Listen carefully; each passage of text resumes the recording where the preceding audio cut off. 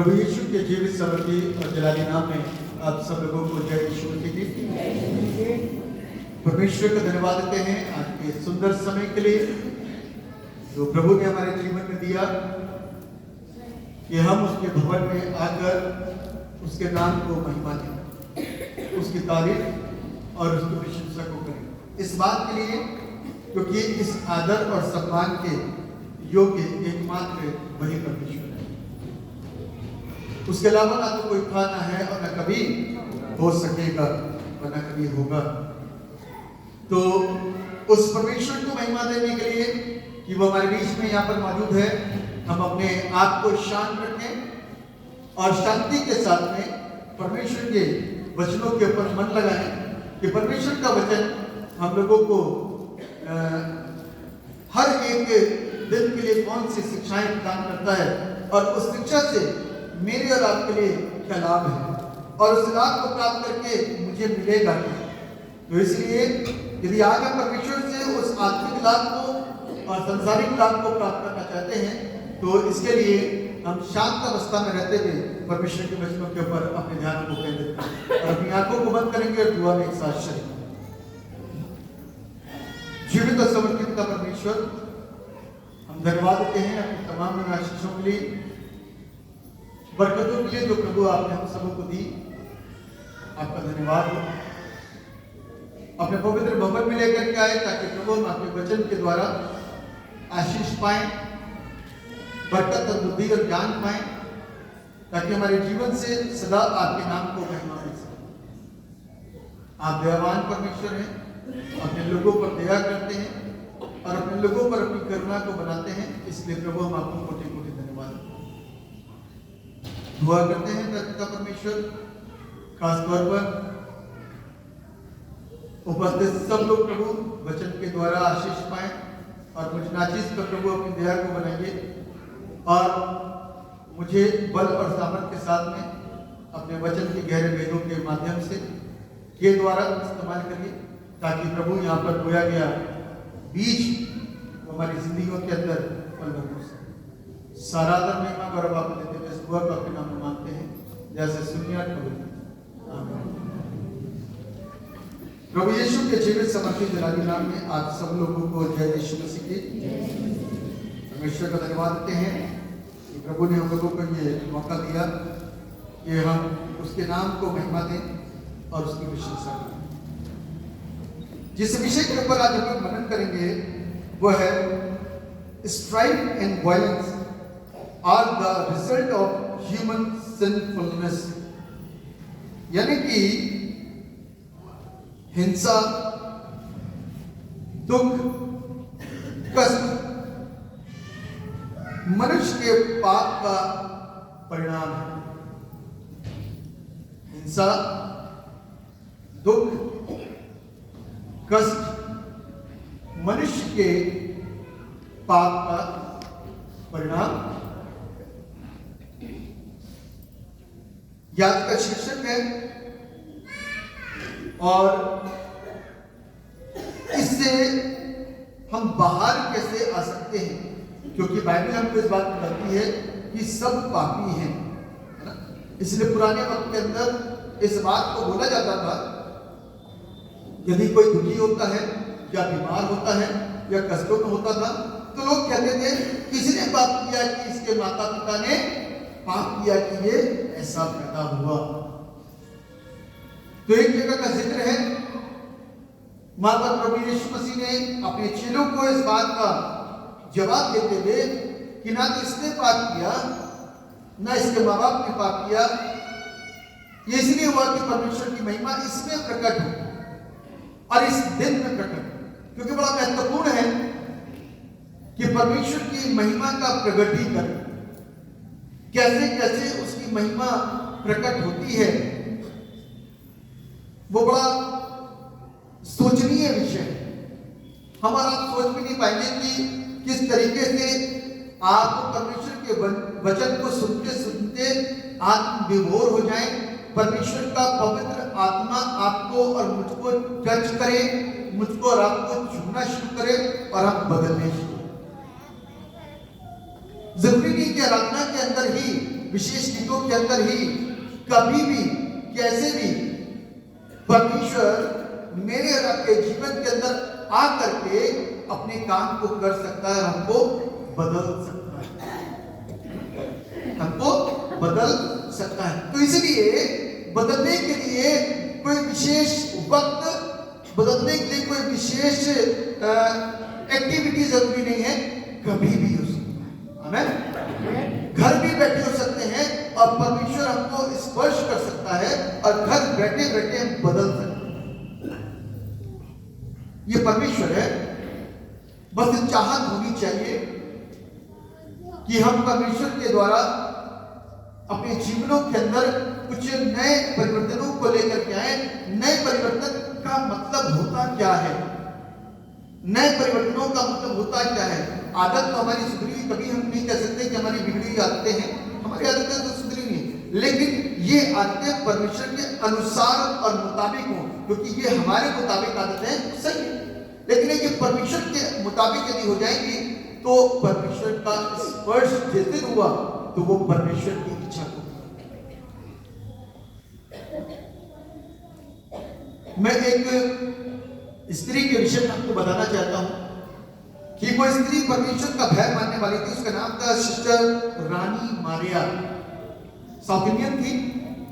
Sister रानी मारिया उसका नाम था और ये कैथलिक बैकग्राउंड की थी, मध्य प्रदेश में रहने वाली थी और परमेश्वर की सेवकाई को दिल और जान से किया।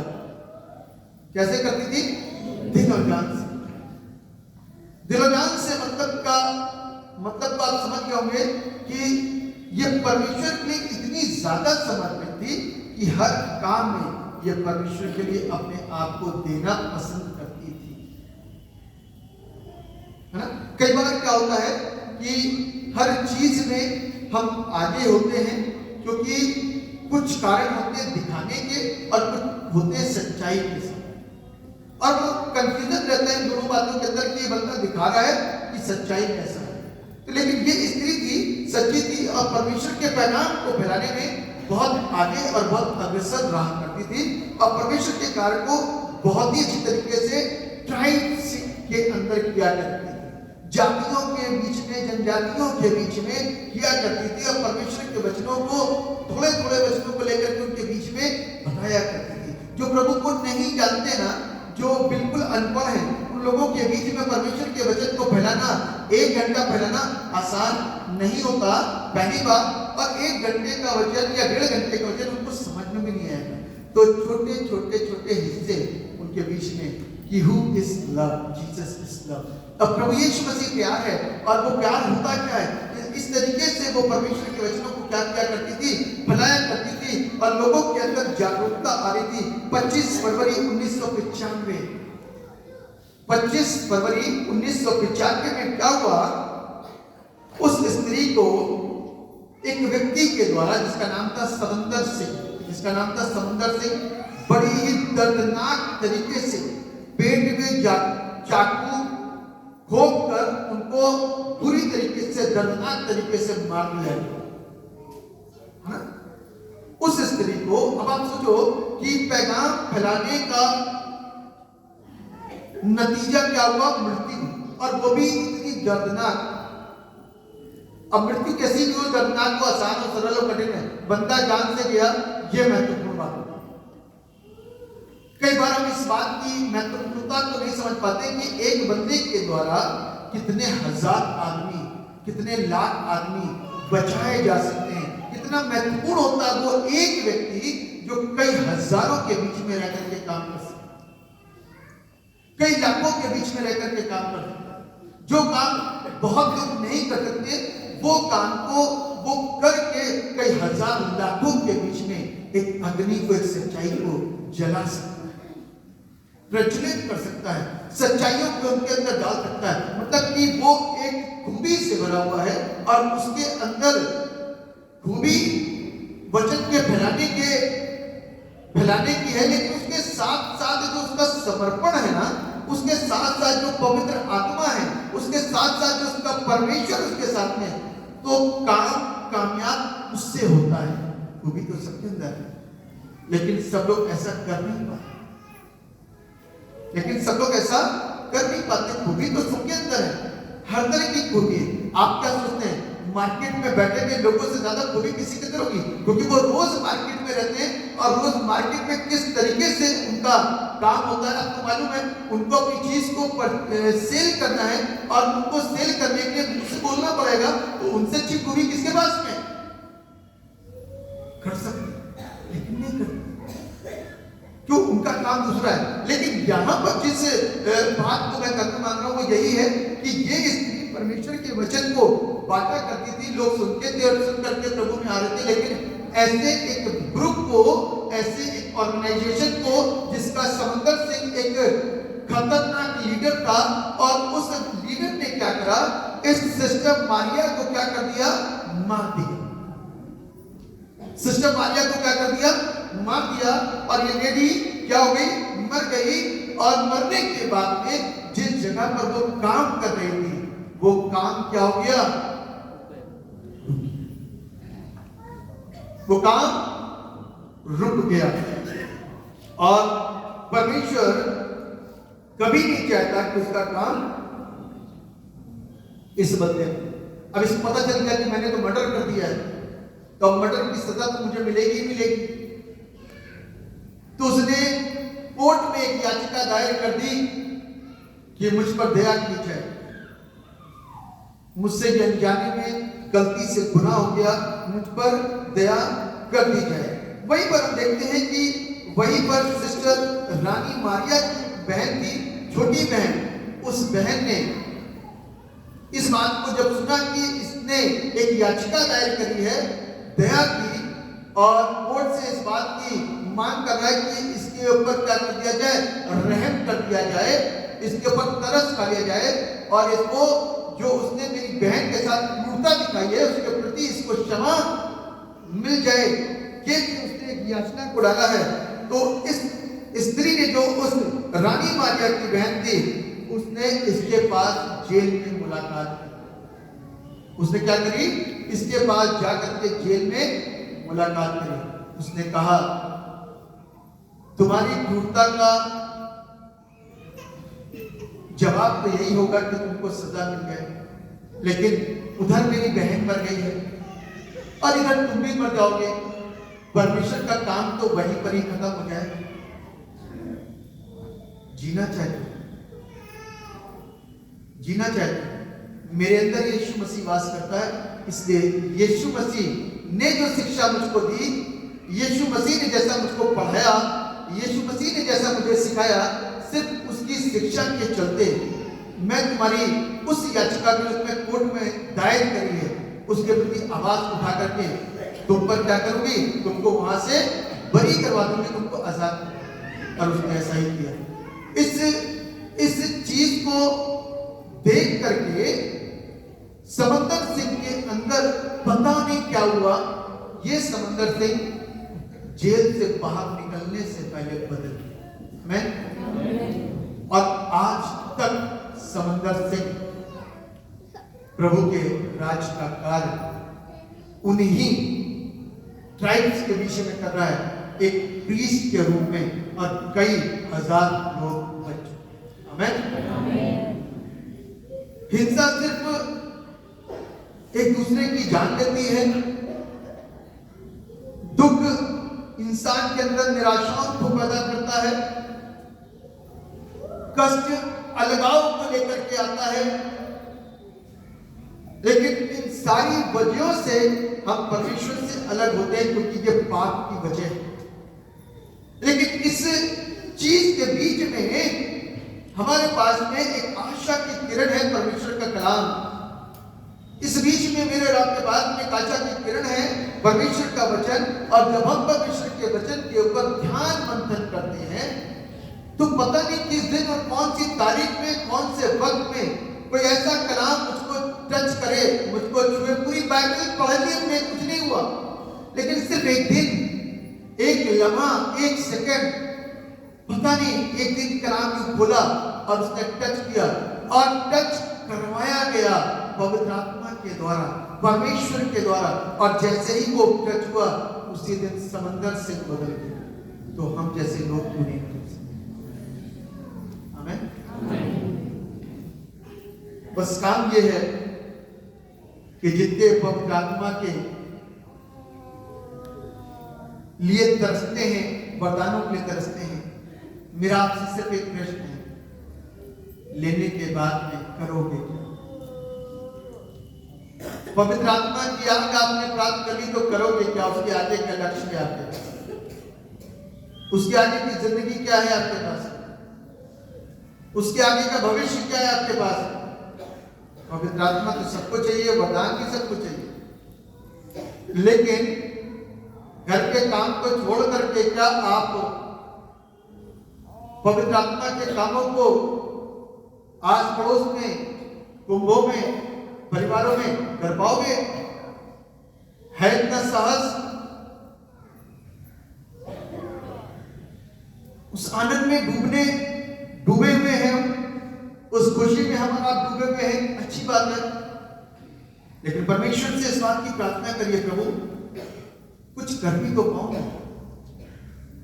यदि मेरे और आपके पास में मैंने आपने अपने किसी भी काम को करने के लिए, कोई भी बिजनेस को करने के लिए कोई चीज परचेज करी, तो वो परचेज करने के बाद में यूटिलाइज होती है, यूज करते हैं, है ना? आपकी परचून की दुकान है तो सामान भरते हो आप बाहर परचून का, तो परचून का तो सारा सामान खुद नहीं खाते हो, आप सेल करना शुरू, ताकि आप उससे लाभ उठाओ और दूसरों को लाभ दो। ठीक है? ठीक उसी प्रकार से आज जब हम पवित्र आत्मा को मांगते हैं, रो करके, गिड़गिड़ा करके, और जब परमेश्वर का रूह हमको छू देता है, परमेश्वर हमारे अंदर आ जाता है, हम प्रार्थना करते हैं तो लोग चंगे होते हैं, प्रार्थना करते हैं, प्रोफेसी करते हैं, लोगों के जीवन बदलते हैं, तो एक सटीक तरीका हमारे आपके पास होना चाहिए, सटीक तरीका होना चाहिए। उसी को बोलते हैं मिनिस्ट्री, और मिनिस्ट्री करने के तरीके बहुत हैं। कभी उसको सुनिए, कभी उसको सीखिए, कभी परमेश्वर से मांगिए। ये तो स्त्रियां भी सेवा कर रही थी, ये सिस्टर मारिया, रानी मारिया जो थी वो सेवा कर रही थी। हमें से कितनी बहनें सेवा कर रही थी? घर में ही सेवा कर लें, परिवार के लोगों को ही बता दें, बड़ा कठिन। आनंद तो सबको चाहिए, मजे सबको चाहिए, लेकिन परमेश्वर के लिए खिदमत करने के लिए बाहर निकलना ये बस की बात नहीं। गांव में जाकर के लोगों को प्रचार करना किसी के बस की बात नहीं है। डिपेंड होकर के काम तो सारे लोग करते हैं, लेकिन सिंगल होकर के काम बहुत मुश्किल होता है।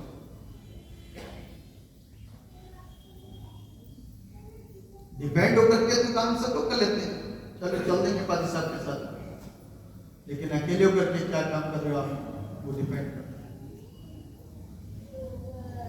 वो डिपेंड करता है। सेवा तो सबको बड़ी अच्छी लगती है करनी, करिए, मैं मना नहीं करता, लेकिन सेवा का तरीका पता होना चाहिए। आप किस लक्ष्य के लिए चयनित किए गए हैं, किस लिए आपको चुना गया है, और आपको वरदान मिला तो मिला क्यों? क्या करोगे आप इस वरदान का? जेब में रख के घूमोगे क्या? कुछ करना है तो अपने आप को पूरी रीति से समर्पित करने की जरूरत है। मेरे साथ निकाली के मदीर अच्छी सुसमाचार उसका 26 अध्याय 47 आयत को पढ़िए, क्या लिखा हुआ है, जोर से पढ़िएगा जिसको मिले। यहूदा जो 12 में से एक था आया, और उसके साथ प्रधान याजकों और लोगों के पुरनियों की ओर से बड़ी भीड़ तलवारें और लाठियां लिए हुए आई। हाँ, बस इस स्टोरी को आप अच्छी तरीके से जानते हैं तो कंसाइज कर दूंगा, इसको छोटा कर दूंगा। अब ये चेला यीशु मसीह के साथ में रहता, क्या नाम था इस चेले का? यहूदा इस्करियोती, ठीक है ना? और यहूदा इस्करियोती यीशु मसीह के साथ में रहने वाला 12 में से एक। अब इसको कौन सा वरदान मिला था? सिर्फ यीशु को मालूम। इसने तो अपना वरदान चुना था, है ना? चोरी करने का वरदान, यीशु को फंसाने का वरदान, लालच का वरदान, ये सारे इसने चुना था। परमेश्वर के वरदान से भिन्न चीजें इसने चयन करी। ग्रुप में कौन से रहा? प्रार्थना के ग्रुप में, दुआ के ग्रुप में, यीशु के ग्रुप में। अब यीशु को तो मालूम था, ध्यान से सुनिएगा जी, यीशु को मालूम है कि उसको दुनिया में आना है और क्या करना है, लक्ष्य मालूम है उसको। इसीलिए यीशु मसीह ने मालूम क्या बोला था? ए पतरस, अपनी तलवार कहां रख? म्यान में रख। तू क्या है और तू होता कौन है मेरे को बचाने वाला? अपने पिता से कहूं ना, 12 पलटन से अधिक सेना आकर के ये सब खत्म कर दी। लेकिन यहां पर मैं इसलिए नहीं हूं, यहां पर इसलिए हूं कि अपने लक्ष्य को पूरा करूं, अपने पिता की मर्जी को पूरा करूं। आमीन। तो अपने पिता की मर्जी को पूरा करने पर भी प्रभु यीशु मसीह किसी के ऊपर आश्रित नहीं था, चेलों के ऊपर आश्रित नहीं था। चेले तो उसी समय भाग गए थे। यदि आपने गौर किया हो तो चेले उसी समय वहां से भाग गए। यीशु मसीह अकेले अपने लक्ष्य को पूरा करने के लिए आया था, क्योंकि वो परमेश्वर है। और यहां पर हम देखते हैं कि ये चेला यहूदा इस्करियोती जिसका नाम था, ये सोचता था कि शायद मैंने सारी बातें परमेश्वर से छिपा ली हैं। और जैसे ही इसने यीशु को चूमा ना, तो यीशु मसीह ने क्या कहा? जो करने आया उसे जल्दी कर, मुझे मालूम है कि तू क्या करने के आया है, और मुझे कोई बाहर का नहीं पकड़ सकता, न पकड़वा सकता, न कोई सोच सकता है कि मुझे फंसाने कोई नहीं कर सकता। तो क्या यहूदा इस्करियोती का चुनाव इसलिए हुआ? यहूदा इस्करियोती प्रभु यीशु मसीह को पकड़वा करके उसे इस तरीके से फंसवाए और उनके हाथों में, रोमी सल्तनत के हाथों में दे दे, ताकि परमेश्वर का काम और उसकी योजना पूरी हो। तो मेरे यहाँ पर एक प्रश्न हमेशा उठता है, मेरा हमेशा इस बात को लेकर के लोगों के साथ में एक उत्तर मेरा अपना व्यक्तिगत है, आपकी सोच अलग होगी। मैं हमेशा इस बात को कहता हूं कि जिस तरीके से यीशु मसीह को इस धरती पर आकर के अपने लक्ष्य को और हमको बताना था, अपने बलिदान को से देना था, वो काम बहुत जरूरी था। क्योंकि जिस पाप को आदम ने बागे अदन में किया था, उस पाप को डंक को तोड़ने के लिए यीशु को ही आना जरूरी था। ठीक, ये बात क्लियर हो गई ना?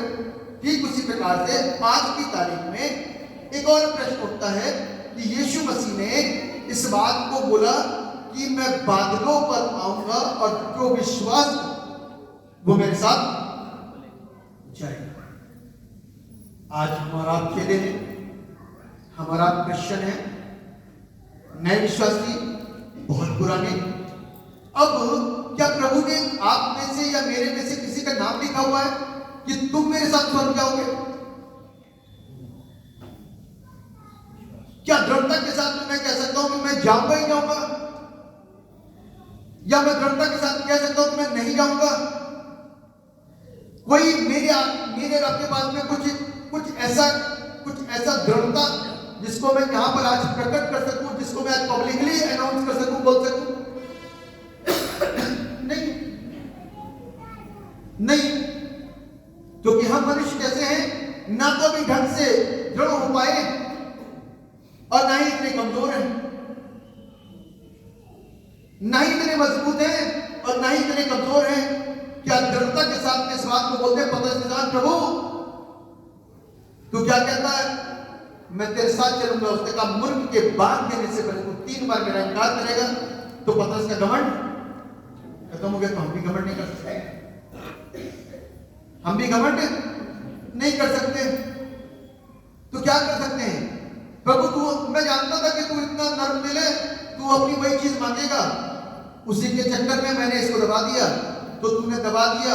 इसके चलते तू क्या है, तूने अपने उस प्रतिफल को जो प्राप्त कर सकता था तूने खो दिया। वो भी एक नुकसान है। तो कहने का यहां पर यह है कि आज की तारीख में प्रभु यीशु मसीह आने वाला है, और उस समय की तारीख में यीशु मसीह बलिदान होने वाला था। तो मैं नहीं मानता मेरा अपना सुझाव, मेरा अपना पर्सनल, कि यहूदा इस्करियोती को इस काम के लिए चुना गया होगा कि तू ये काम। हम अपनी मर्जी से फंसते। आप में से कोई चाहेगा स्वर्ग में जाओ, लेकिन 100% बहुत सारे लोग नहीं जाएंगे। सही कह रहा हूं कि गलत कह रहा हूं? आप में से कितने लोग चाहते हैं कि स्वर्ग ना जाए? सभी जाना चाहते हैं, सब जाना चाहते हैं ना। लेकिन 100% इतना भी बताऊंगा कि इसमें से बहुत सारे लोग हो सकते हैं कि जो ना भी जाए। मैं भी हूं, आप भी। क्यों? यदि पाप मेरे अंदर बना रहा तो मैं स्वर्ग के राज का पुण्य नहीं दे सकता। जलन मेरे अंदर बनी रही तो मैं स्वर्ग के राज का पुण्य दे सकता था। ईर्ष्या, नफरत, बुराई, झगड़े, कष्ट यदि बने रहे मेरे अंदर तो मैं कभी भी स्वर्ग का मुंह देख नहीं सकता। प्रभु मुझको यहां तो दिखा रहा है उससे धुंधले रूप को। बाइबल कहती है कुरिन्थियों की पुस्तक उसके पहले अध्याय के 13वें पद के अंदर लिखा हुआ है, पहला कुरिन्थियों 13 अध्याय के अंतिम पदों में लिखा है, अभी तो तुम्हें धुंधला दिखाई देता है, लेकिन उस समय आमने सामने देखोगे। हम धुंधले देख करके मर जाएंगे, क्योंकि हमारी प्रिपरेशन, हमारी तैयारी इतनी दृढ़, इतनी मजबूत नहीं कि हम स्वर्ग के मुख को, अर्थात उस परमेश्वर के मुख को देखें। कोशिश और प्रयास तो यहाँ पर जबरदस्त तरीके से है, लेकिन उसके लिए हम पूरी रीति से समर्पित नहीं है। तो मैं हमेशा इस बात को बोलता हूं, कई लोगों के साथ मेरी बातचीत होती है, वो कहते हैं कि यहूदा इस्करियोती इस काम में चुना गया, और मैं इस बात को हमेशा बोलता हूं कि परमेश्वर कभी भी किसी की मृत्यु के लिए उसको नहीं चयन करता। परमेश्वर ने मुझको आपको अवसर दिया है, परमेश्वर ने मुझको आपको अवसर दिया है कि स्वर्ग आ जाओ, स्वर्ग आ जाओ। लेकिन स्वर्ग जाने के लिए हम भीड़ में से कितने लोग तैयार हैं, कितने तैयार नहीं है, आप जज नहीं कर सकते, जज वही करें। क्योंकि मैं फिर बता रहा हूं कि हमें ये बात बताई कभी कि हम अपने आप को ऐसा प्रस्तुत करेंगे जैसे कि हम बहुत अच्छे और पवित्र शुद्ध हैं, और कई बार हमारी पवित्रता को कोई जज नहीं कर सकता, हमारी शुद्धता को कोई जज नहीं कर सकता कि वो इतनी खूबसूरत तरीके और खूबसूरत अंदाज के साथ होती है, उसका प्रेजेंटेशन इतना खूबसूरत होता है कि कोई उसको जज नहीं कर सकता। जज वही, इसलिए वही जज करता है। तो इसलिए हम और आप भी किसी को जज न करें, लेकिन सिर्फ शिक्षा के तौर पर, क्योंकि मुझे यह सिखाने के लिए नियुक्त किया गया, तो इसलिए सिखा सकता हूं परमेश्वर के वचन। और सिखाना ये कि हमको अपने आप को, अपने जीवन को क्या करना है, पवित्र बनाना है, और पवित्रता में रह करके जिंदगी को जी करके स्वर्ग के लायक अपने आप को बनाना है। जब अपने आप को स्वर्ग के लायक बनाएंगे तभी स्वर्ग जा पाएंगे। स्वर्ग के लायक नहीं बना पाएंगे तो नहीं जा पाएंगे। बस स्वर्ग और संसार की उपलब्धियों के अंदर इतना सा फर्क है कि संसार की उपलब्धियों के अंदर लेन देन चल जाता है, लेकिन स्वर्ग के अंदर ये बेईमानी नहीं चल पाएगी।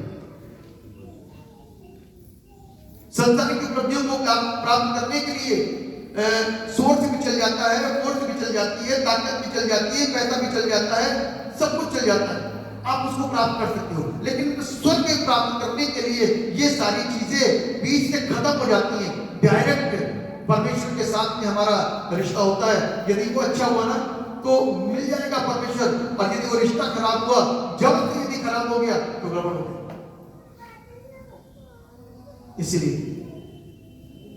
इसीलिए हमको और आपको यहां पर सीखने की जरूरत है। यहूदा इस्करियोती देखिए, जो प्रभु यीशु के साथ साथ रहता था, आज यीशु मसीह को पकड़वाने के लिए यहां से योजना बना के आया। किनके साथ में? दुश्मनों के साथ में। किसके साथ में? दुश्मनों के साथ में। दुश्मनों को ये यहूदा इस्करियोती क्या बता रहा है, आप बताइए। दुश्मन की हिम्मत नहीं है यीशु की गिरबान को छूने की, दुश्मन की हिम्मत नहीं है यीशु को टच करने की, दुश्मन की हिम्मत नहीं है यीशु के निकट भी आने की। लेकिन दुश्मन तक लेके कौन जा रहा है? अंदर का बंदा। कौन लेकर के जा रहा है? और क्या बता रहा है? जिसको जाकर के छू लूंगा ना और चूम लूंगा, बस उसी के ऊपर हाथ डालना, उसी को पकड़ना, वही यीशु है। और क्या हुआ? ये बाहर वाले डिपेंड किसके ऊपर थे? यहूदा इस्करियोती के ऊपर। तुम्हारा ही बंदा लेकर के आ रहा है, लालची है, बड़ा यीशु यीशु करते हो और ये भी बोलते हो कि हमारे लोग बड़े विश्वासी, बड़े विश्वासी, बड़े विश्वासी। देख, तेरे में से एक को ऐसा काटा, लालची था ये। और जाकर के उन्होंने क्या करा? यीशु को जैसे ही चूमा, वैसे ही इन लोगों ने अपने काम करने शुरू करे। पतरस, अब दूसरा पहलू ध्यान दीजिएगा, ये भी यीशु मसीह के साथ साथ रहता था, ये भी यीशु के साथ साथ रहता था। अब यीशु से बहुत प्यार करता था, लेकिन यीशु मसीह के काम के अंदर रोड़ा नहीं बन सकता था। यीशु के काम के आगे रुकावट और रोड़ा नहीं बन सकता था। इसने तुरंत म्यान से तलवार निकाल करके मलखुस का कान काट दिया। और जैसे ही काटा, वैसे ही यीशु मसीह ने बड़ा प्यार दिया, शाबाश बेटा, तूने बहुत बड़ा काम करा। ऐसे करा क्या? नहीं, यीशु मसीह ने क्या कहा? अपनी तलवार कहां रख? ध्यान में रख। जो तलवार चलाते हैं वो तलवार से ही नाश किए जाएंगे। यीशु मसीह ने अब अपने परमेश्वर होने के काम को दिखाया कि वो परमेश्वर है। यीशु मसीह ने उस गिरे कान को उठाया, जमीन पर पड़ा था, और उठा करके उसके कान को वापस लगा दिया। कोई ऑपरेशन नहीं, कोई टांका नहीं, कोई डॉक्टर नहीं, कुछ नहीं। परमेश्वर के पुत्र प्रभु यीशु मसीह ने कान को उठा के यहां पे लगाया और कान प्रॉपर तरीके से सुनना शुरू कर दिया। और जिसका कान लगाना वो समझ गया, क्योंकि जो आत्मिक चंगाई होती है ना, उसमें आत्मा का स्पर्श होता है। आमीन। उसमें आत्मा का स्पर्श होता है, और जो चंगा होता है उसे पता चलता है कि किस प्रकार की चंगाई के लिए। आमीन। इस बंदे को पता चल गया, जिसका कान उड़ा ना, इसको पता चल गया, इसने 2 कदम पीछे कि भैया ये वास्तव में परमेश्वर का पुत्र है। वास्तव में परमेश्वर का कौन है? पुत्र है। और इसने मुझे छू करके ऐसा चंगा करा, मुझे सुनने में भी दिक्कत हो रही, मुझे जलन भी हो रही, मुझे दर्द भी नहीं होगा। एक्चुअल में ही इज अ क्रिएटर, यही सृष्टि करता और यही मुक्तिदाता है। वो 2 कदम पीछे हुए, तब प्रभु यीशु मसीह ने कहा, तुम किसको पकड़ने आता है? मैं चोर और डाकू तुम्हें दिखाई देता हूं क्या? मैं तुमको चोर डाकू दिखाई देता हूं? ऐसी भाषा प्रभु को कब बोलनी पड़ी? किसकी वजह से? क्योंकि यीशु के विषय में बता करके ला कर रहा है अंदर वाला बंदा। इसका नाम क्या है? यहूदा इस्करियोती। बहुत सामर्थी है, यूं कर देगा तो सारे दाव से नीचे जाओगे, तुम्हारे तलवार बलवार से कोई भी काम नहीं करेगी।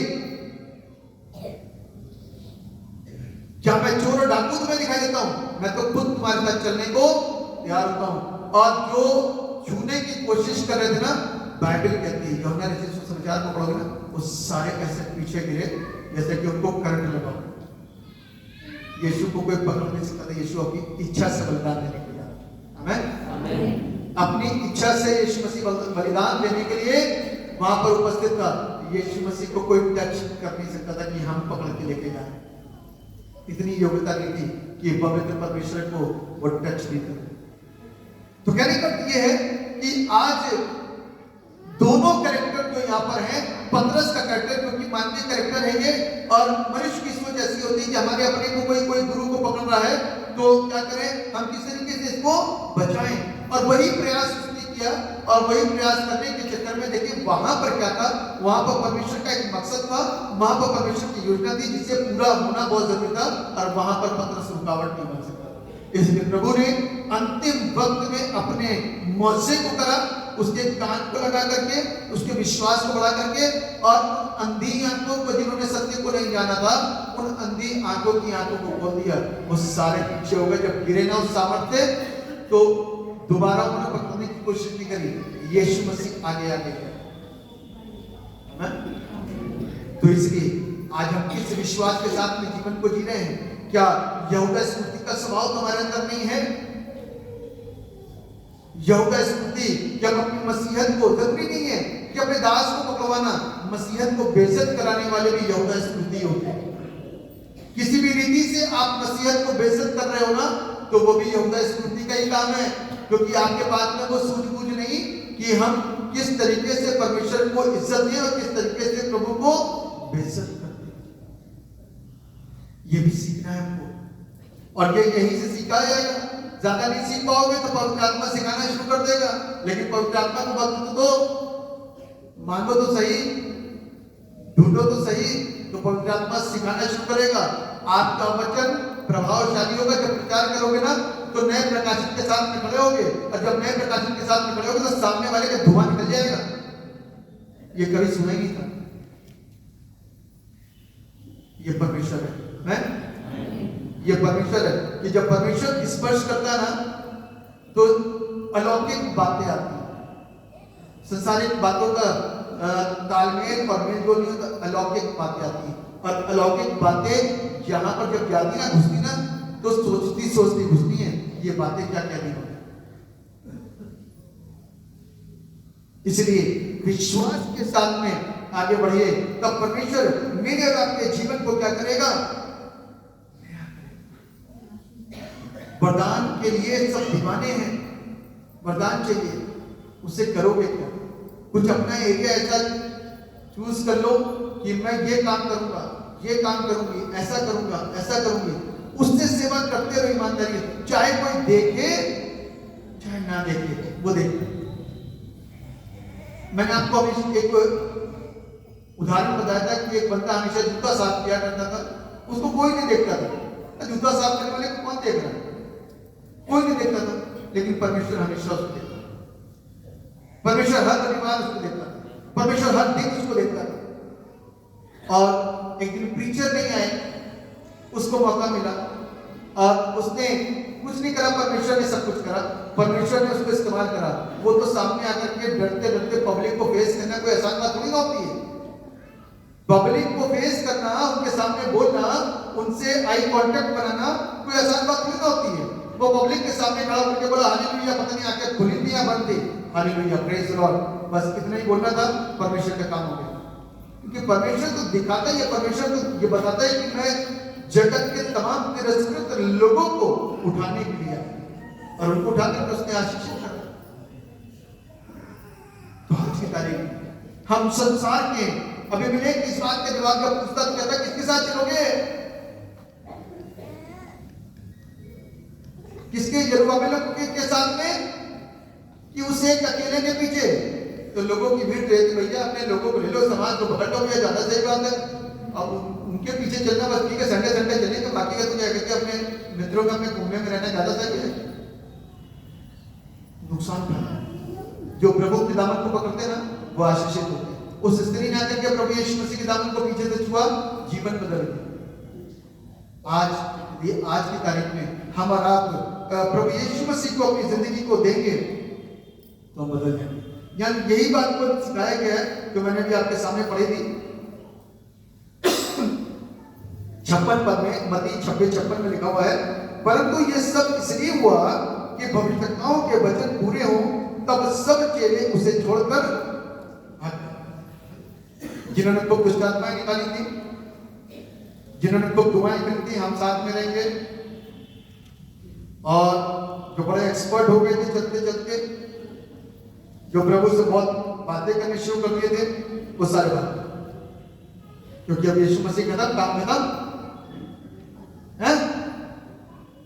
यीशु मसीह तो अब तो क्रूस पे चढ़ा दिया जाएगा, मसला खत्म, भूल गए पुनरुत्थान और जीवन में ही हूं।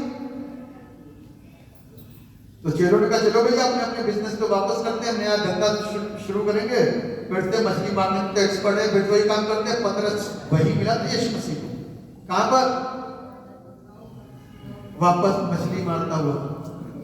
और जैसे यीशु मसीह को देखा ना, सुना अरे तो प्रभु है, पानी के अंदर कूद के, क्योंकि नंगा था, वापस वही वस्त्र वही काम, वही जीवन, वही मैल, वही बदबू, वही चीज वापस। कितने लोग वापस लौट गए यहां से? वही काम, वही विश्वास, वही मान्यता। अरे अब क्या करना है ना? तो जीवन में सुख नहीं मिलेगा, मर जाएंगे लेकिन अनंत जीवन नहीं। यहाँ पर आपको बूस्ट किया जाता है, आपको बताया जाता है कि अनंत जीवन मेरे और आपके लिए बहुत जरूरी है। यीशु मसीह को अपनी आवश्यकताओं की आड़ मत बनो कि आपकी आवश्यकताएं सदा पूरी होती है। ऐसा दिखा दीजिए इफिसियों का 2 अध्याय उसके 14वें पद को कोई जन पढ़ो। क्योंकि हाँ वही हमारा मेल है, हाँ जिसने दोनों को एक कर लिया हाँ। और अलग करने वाली दीवार को जो बीच में थी ढा दिया हाँ। और अपने शरीर में वह अर्थात वह व्यवस्था जिसकी आज्ञाएं विधियों की रीति पर थी हाँ। मिटा दिया कि दोनों से अपने में एक नया मनुष्य उत्पन्न करके मेल करा दे। बस ये था मेन काम प्रभु यीशु क्रिस्ट का। कहता है क्योंकि वही हमारा मेन है। कौन? यीशु मसीह कौन है? जोर से बोलिए। क्या लिखा हुआ? यीशु मसीह हमारा मेल है। किसका मेल है? हैं? कौन हमारा? कौन सा हमारा? हमारा मेल किसके साथ? समझ में आया ना? ये एक एक शब्द के अंदर भेद है। हमारा मेल है उसके साथ में। ये मेल ही तो टूट गया था, तभी तो क्रॉस आई तोड़ने के लिए हैं। यीशु मसीह क्रूस पर आया, अब क्रूस पर आकर के अपनी बाहों को बढ़ाया, फैला दिया। एक हाथ पिता का और एक हाथ कलीसिया का, दोनों को जोड़ करके क्या कर दिया? एक कर दिया। आमीन। कैलवरी क्रूस के ऊपर उसने क्या करा? मेल कराया, हमको रात को जोड़ करके, हमको रात को जोड़ करके। इसलिए अब मांगोगे कहां से? पिता से। मांगेगा कौन? चर्च। मांगोगे किसके द्वारा? यीशु मसीह के द्वारा। आमीन। जब यीशु के नाम से प्रार्थना मांगते तभी पिता सुनता, उससे पहले सुनेगा नहीं। ध्यान रखना, गड़बड़ तरीके की प्रार्थना मत करना। पिता से जब भी कहोगे यीशु मसीह के नाम से दुआ मांगते हैं तो 100% सुनी जाती है। तो इसलिए दृढ़ विश्वासी होते हुए, दृढ़ होते हुए परमेश्वर के साथ में आगे बढ़िए तो परमेश्वर को महिमा मिलेगी।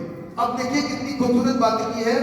क्योंकि वही हमारा मेल है जिसने दोनों को एक कर लिया और अलग करने वाली दीवार को जो बीच में थी ढा दिया और अपने शरीर में वह अर्थात वो व्यवस्था जिसकी आज्ञाएं विधियों की रीति पर थी मिटा दिया कि दोनों से अपने में एक नया मनुष्य को उत्पन्न करके मेल करा दे और क्रूस पर बैर को नाश करके इसके द्वारा दोनों को एक देह बनाकर परमेश्वर से, दोनों को एक देह बना करके परमेश्वर से मिलाए। और उसने कौन से बैर को हराया था मालूम है? वो बैरी कौन था? पाप, मृत्यु, मृत्यु के डंक को।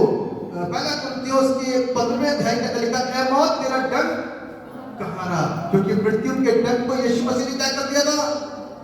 तोड़ा था। आमीन। मृत्यु के डंक को प्रभु यीशु मसीह ने क्या कर दिया था? तोड़ दिया था। और उस डंक को जब तोड़ा ना, क्योंकि शैतान क्या है? पाप है। और पाप का बल क्या है? पाप की मजदूरी क्या है? मृत्यु। और उस मृत्यु में हम लगातार गिरते जा रहे हैं, गिरते जा रहे हैं, गिरते जा रहे हैं। कोई मेरे और आपके पास मौका और अवसर नहीं था, लेकिन यीशु मसीह इस धरती पर जब आया तो मुझको और आपको क्या कर दिया? जीवन। आमीन। तभी तो गाते हैं जीवन में लिया आशीष ठहरी। तभी तो आशीष ठहरती है। जब जीवन मिलता है तब आशीष ठहरती है। लेकिन हम और आप उस जीवन को सिर्फ उस क्षण के गीत के आनंद के लिए नहीं, परंतु उसको एहसास करके कि कैसा जीवन मुझ पर आपको मिला और कैसा परिवर्तन प्रभु यीशु मसीह ने मेरे अंदर ला करके कर दिया, उसको एहसासों में होकर के जब गाते हैं तो पता चलता है कि वास्तव में परमेश्वर ने मेरे और आपके लिए क्या मृत्यु के दम को तोड़ करके मुझको और आपको आजाद करके आज स्वतंत्र कर दिया। आज मैं और आप किसी भी फादर के पास जाकर के प्रार्थना नहीं करवाते। पहले मालूम है पुराने वक्त में क्या होता था, कैथोलिक चर्चेस के अंदर लोग फादर के पास जाते थे और अपने पापों को उनके सामने रखते थे, कन्फेस करते थे कि हमसे पाप हुआ, हमसे गलती, क्या पाप हुआ, ये पाप हुआ, और जाली होती थी। वो फादर को अपनी सारी बातें बताते थे। फादर कहते थे ठीक है, अब मैं आपकी प्रार्थना करूंगा। जब वो प्रार्थना करते थे तो फादर कहेंगे कि हाँ तुम्हारे पाप क्षमा हो गए तो क्षमा हो गए, नहीं हुए तो नहीं हुए। लेकिन प्रभु यीशु मसीह ने उसको ब्रेक कर दिया। क्या कर दिया? आप डायरेक्ट अपने फादर से बात करो, उस परमेश्वर से, और उसको मुंह दिखाना है। हमको मुंह नहीं दिखाना है, उसको मुंह दिखाना है। न्यायासन के सामने खड़े करके उसको चेहरा दिखाना है, क्योंकि न्याय करने के लिए यीशु मसीह बीच में होगा। और मेरे हर एक काम को जानता है, हर एक काम को जानता है, इसलिए मेरे काम अच्छे निकले जो आज की तारीख में हम कर रहे हैं, अच्छे निकलेंगे तो हमको जीवन मिल जाएगा। न्याय जब होगा तो हमको कह दिया इसको स्वर्ग भेज दो, इसको स्वर्ग भेज दो, इसको स्वर्ग भेज दो, और हमको स्वर्ग भेज देगा तो ये हमारे लिए खुशनसीबी होगी। और यदि एहसास जिसको होगा कि अरे सब स्वर्गीय स्वर्ग जा रहे हैं तो नरक ऐसा नहीं, किसी को नरक भेजेगा तो नरक वाला उस पीड़ा को जो देखी जा सकती है दूसरों के माध्यम, जो स्वर्ग में देखी जा सकती है, उसके माध्यम से पता चलेगा कि वो कितने दर्द में, कितने पीड़ा में। लेकिन अभी नरक जैसी मृत्यु का किसी को भी कोई भी एहसास नहीं कि कितनी दर्दनाक, कितनी खतरनाक हो सकती है, क्योंकि अभी हम शरीर में रह करके मस्ती मार रहे हैं, लेकिन आत्मा में होकर के उस आनंद को नहीं प्राप्त कर पा रहे, जिसके लिए परमेश्वर का कलाम हर रविवार फोर्स करता है कि तौबा करो और मेरे निकट। तो परमेश्वर हम सबकी अगुवाई करे और हम अपने पाप के कामों के ऊपर खुश न हो, परंतु पाप को हटा करके आत्मा के कामों में अपने जीवन को लगाएं और आनंदित और आशीषित हो और समर्पित जीवन के साथ में उसके जन्म को अंजाम दे। परमेश्वर इस वचन के द्वारा सबको आशीष दुआ कर पिता, हम आपको धन्यवाद देते हैं कि आपने हमारी सहायता की, मदद की इस वचन के सीखने में और सिखाने में, और प्रार्थना का मार्गदर्शन हमारे जीवन में, हमारे जहन में बना रहा, इसलिए परमेश्वर पिता का हम धन्यवाद देते हैं। प्रभु जी दुआ करते हैं जिंदगी के सटीक फैसलों को लेने में प्रभु आप हमारा मार्गदर्शन करेंगे तो हम आशीष। हर एक उपस्थित जन प्रभु वचन के द्वारा उभारा जाए और आशीष। सारा आदर महिमा गौरव आपको देते हैं, दुआ को आपके नाम में मांगते हैं, जैसे सुनिए और कबूल कीजिए। आमीन।